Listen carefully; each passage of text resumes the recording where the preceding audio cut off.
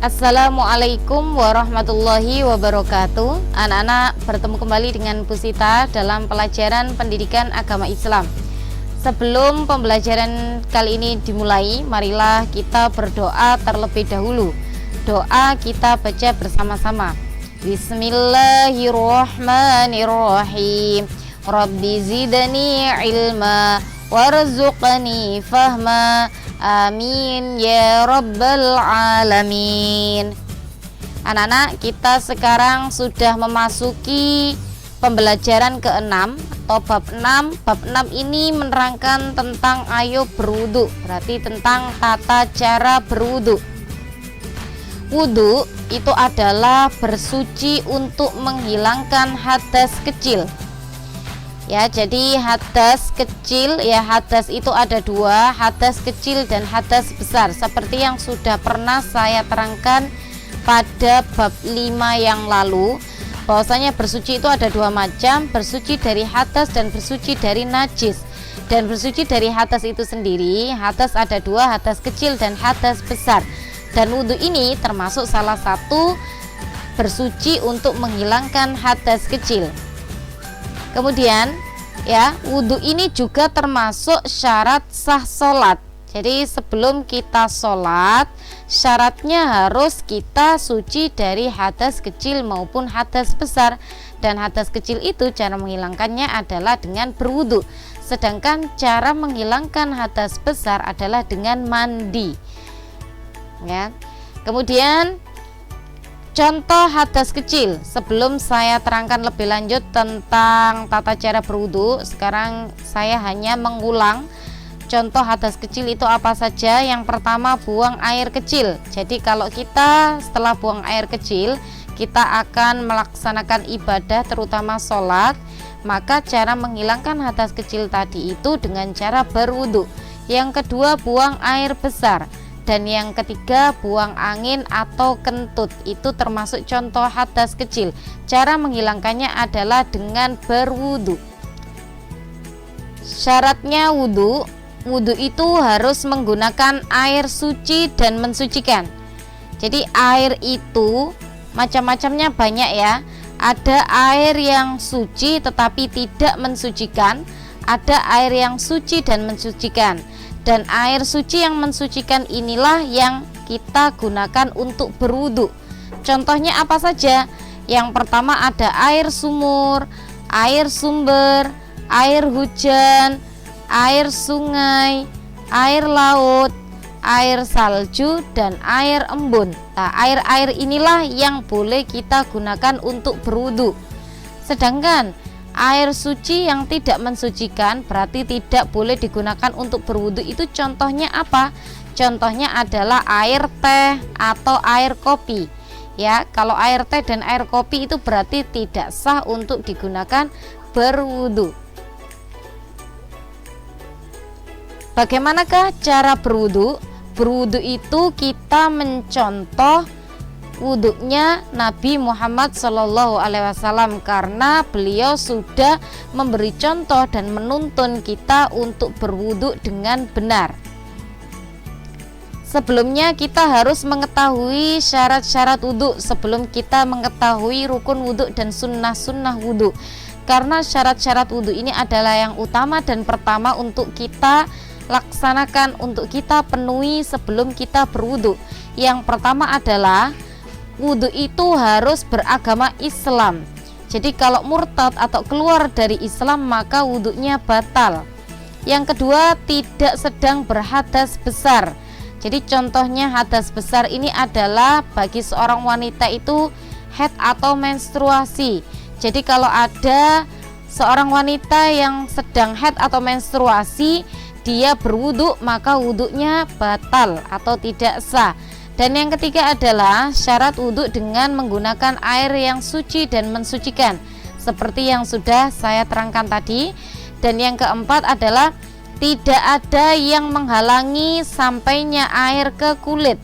Berarti memang benar-benar kulit kita bersih sebelum kita berwudhu. Contohnya itu yang menghalangi masuknya air ke kulit adalah cat kuku. Ya, cat kuku itu kalau kita menggunakan cat kuku maka air tidak bisa masuk ke kulit. Berarti kalau sampai air tidak masuk ke kulit, maka wudhunya kita kan menjadi tidak sah ya. Apalagi nanti catnya ini masuknya adanya di anggota wudhu, di bagian-bagian wudhu. Kalau misalnya kita sedang berwudhu, catnya itu berada di anggota yang bukan wudhu, maka tidak masalah. Yang penting ada di anggota wudhu ini, kita harus bersihkan terlebih dahulu sebelum kita berwudhu ya. Contohnya lagi itu yang biasanya itu yang mengandung minyak-minyak yang sulit dihilangkan. Kemudian apalagi tip X itu ya, biasanya anak-anak sering menggunakan tip X lah. Tip X itu harus kita bersihkan. Jadi kita sebelum wudhu harus dilihat terlebih dahulu ya, apa benar-benar anggota bagian wudhu kita ini sudah bersih dari hal-hal yang menghalangi sampainya air ke kulit gitu ya. Sekarang adalah rukun wudhu. Nah, kalau rukun wudhu ini adalah sesuatu yang harus kita kerjakan, maka apabila kita tidak mengerjakannya membuat wudhu kita batal atau tidak sah. Jadi harus mengulang wudhu lagi ya. Kalau rukun, namanya rukun itu berarti sesuatu yang wajib dikerjakan, yang harus dikerjakan. Apa saja rukun-rukun wudhu itu? Rukun wudhu ada 6. Yang pertama adalah niat, membaca niat ya. Anak-anak pasti sudah tahu semua bacaan niat. Bacaan niat wudhu yaitu nawaitul wudhu'a li raf'il hadatsil asghari fardhal lillahi ta'ala ya. Itu harus kita baca sebelum kita berwudhu. Yang kedua, membasuh muka. Jadi membasuh muka ini merupakan rukun wudhu. Kalau kita sampai tidak membasuh muka ketika berwudhu, maka wudhu kita menjadi batal atau tidak sah dan mengulangi wudhu lagi. Jadi muka yang harus kita basuh ini rata sampai ke telinga, kemudian sampai di bawah dagu, yaitu tata cara berwudhu dengan benar. Kemudian rukun wudhu yang ketiga adalah membasuh tangan sampai siku. Siku itu yang mana? Siku ini yang ini ya. Jadi untuk lebih hati-hatinya, anak-anak kalau berwudhu harus melebihi airnya sampai di atasnya siku. Jadi harus kita ratakan ya. Kemudian jari-jarinya disela-selai ya, 3 kali kanan, kemudian kiri 3 kali ya. Kalau kita membasuhnya 3 kali itu merupakan sunnah wudhu ya. Jadi kalau rukun wudhu intinya harus kita membasuh tangan sampai siku. Masalah jumlahnya 3 kali, diawali dengan kanan dan diakhiri dengan yang sebelah kiri, itu termasuk sunnah-sunnah wudhu ya. Nanti akan Bu Sita terangkan. Yang keempat adalah mengusap kepala ya. Mengusap sebagian kepala ini merupakan rukun wudhu juga. Jadi gini ya, jadi kita mengusap kepala ini termasuk bagian rukun wudhu. Dan yang kelima, membasuh kaki sampai mata kaki ya. Nanti disela-selai juga jari-jari kakinya untuk membasuh kaki. Dan yang keenam adalah tertib. Lah ternyata tertib ini juga termasuk rukun wudhu. Tertib ini adalah beraturan, berarti maksudnya harus urut. Setelah niat kita membasuh muka, tidak boleh meloncat. Misalnya habis niat kita membasuh kaki, setelah membasuh kaki kemudian membasuh muka, lah itu tidak urut, tidak tertib, maka wudhu kita menjadi batal atau tidak sah. Sekarang sunnah-sunnah wudhu ya. Sunnah-sunnah wudhu ini juga kita laksanakan ketika kita berwudhu. Jadi nanti kita bisa menggabungkan antara sunnah dan rukun-rukun wudhu itu menjadi wudhu kita sempurna. Jadi nanti akan saya beritahu setelah kita membahas sunnah-sunnah wudhu ini. Berarti kalau kita gabungkan urut-urutannya bagaimana? Apakah kita harus mengerjakan rukun saja, sunnah tidak perlu dikerjakan? Karena sunnah ini anak-anak, jadi harus tetap kita kerjakan. Karena sunnah ini kalau kita mengerjakan mendapat pahala, kalau kita meninggalkan tidak apa-apa, jadi tidak berdosa.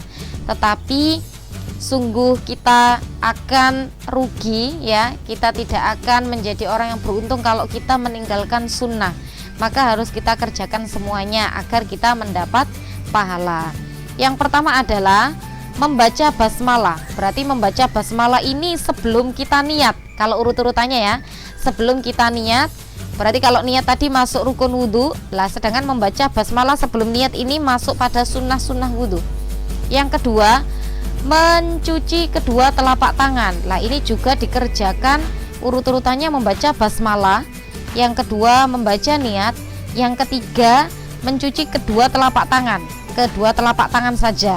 Ya, ini termasuk sunnah-sunnah wudhu. Yang ketiga berkumur. Lah berkumur 3 kali itu juga termasuk sunnah-sunnah wudhu. Yang keempat membersihkan lubang hidung 3 kali. Lah baru setelah itu kita masuk pada rukun. Setelah kita membersihkan lubang hidung, baru kita membaca niat. Nah, membaca niat ini sebelum kita membasuh muka. Ya, setelah niat tadi urut-urutannya membasuh muka, kemudian membasuh kedua tangan sampai siku, mengusap sebagian kepala. Lah setelah mengusap sebagian kepala, kalau urutannya rukun tadi kan langsung membasuh kedua kaki, tetapi ini dimasukkan sunnahnya juga, yaitu membasuh telinga. Jadi sebelum kita membasuh kaki, kita membasuh telinga, baru rukunnya adalah membasuh kedua kaki. Dan sunnah wudhu berikutnya adalah mendahulukan yang kanan. Berarti kalau kita wudhu selalu mendahulukan anggota yang kanan, itu termasuk sunnah. Dan membasuh 3 kali setiap anggota wudhu, kita basuh 3 kali. 3 kali itu juga termasuk sunnah. Yang kedelapan adalah membaca doa sesudah wudhu. Doa sesudah wudhu bunyinya adalah Bismillahirrahmanirrahim. Asyhadu an la ilaha illallah wahdahu la syarikalah wa asyhadu anna Muhammadan abduhu wa rasuluh. Allahumma ja'alni minat tawwabin waj'alni minal mutatahhirin waj'alni min ibadikas sholihin. Nah, sekarang anak-anak kita sudah memasuki keterangan hal-hal yang membatalkan wudhu. Ya, ada beberapa hal yang bisa membatalkan wudhu. Yang pertama adalah buang air kecil dan buang air besar. Itu adalah hal yang membatalkan wudhu. Misalnya kita sudah mau sholat duhur, berarti kita sudah punya wudhu tentunya ya. Kita sudah punya wudhu karena kita akan melaksanakan sholat duhur. Tiba-tiba ketika akan sholat duhur terasa kita mau buang air kecil. Nah, kemudian kita buang air kecil. Nah, setelah buang air kecil tidak boleh langsung dilanjutkan sholat, tapi kita harus berwudhu dulu, karena buang air kecil tadi menyebabkan wudhu kita batal. Jadi kita harus berwudhu lagi. Yang kedua adalah keluar angin atau kentut. Ya, keluar angin atau kentut itu juga membatalkan wudhu. Ya, misalnya di tengah-tengah kita sholat, ya selain membatalkan wudhu juga membatalkan sholat. Di tengah-tengah sholat padahal sudah mau salam, tahiyat akhir sudah mau salam, tiba-tiba kita kentut. Lah berarti sholat kita batal, kita wudhu kita pun juga batal. Kita harus mengulang wudhu dan sholat lagi. Yang ketiga adalah pingsan. Nah, kalau ada orang yang pingsan dalam keadaan awalnya masih punya wudhu, kemudian tiba-tiba pingsan, maka wudhunya batal. Mabuk, hilang akal ini maksudnya adalah gila. Jadi kalau gila itu juga membatalkan wudhu.